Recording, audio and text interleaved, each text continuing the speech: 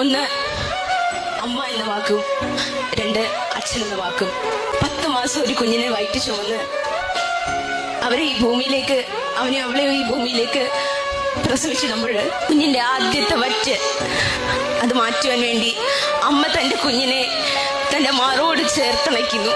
അമ്മയുടെ നെഞ്ചത്തെ അമൃത കുംഭങ്ങളിൽ നിന്ന് ആദ്യത്തെ വറ്റ് ഒരു വൈദ്യുതി തരംഗം പോലെ ത്രസിക്കുമ്പോൾ ആ നിമിഷമാണ് ഈ ലോകത്തിലെ ഏറ്റവും ഉത്കൃഷ്ടമായ കലാമുഹൂർത്തം ഒരു മനുഷ്യന്റെ ജീവിതത്തിലെ. അവിടെ വിട്ടുപോകുന്ന ഒരു പേരുണ്ട്, വിയർപ്പിന് പോലും സ്നേഹത്തിന്റെ ഗന്ധമുണ്ടെന്ന് തെളിയിച്ച അച്ഛൻ എന്ന വാക്ക്. നമ്മുടെ മക്കളെ യാത്ര കൊണ്ടുപോകേണ്ടത് സ്കൂളുകളിൽ നിന്നും മദ്രസകളിൽ നിന്നും കുട്ടികളെ കാണിക്കാൻ വേണ്ടി കൊണ്ടുപോകേണ്ടത് ഇങ്ങനെയുള്ള സ്ഥലങ്ങളാണ്. പടച്ചിറബിന്റെ ഖുർആനിലൂടെ പറയുന്നുണ്ട്, സീറൂഫിൽ അർദ്, നിങ്ങൾ പടച്ചിറബിന്റെ അത്ഭുതങ്ങൾ കാണാൻ വേണ്ടിയിട്ട് ലോകത്തിലൂടെ യാത്ര പോവുക.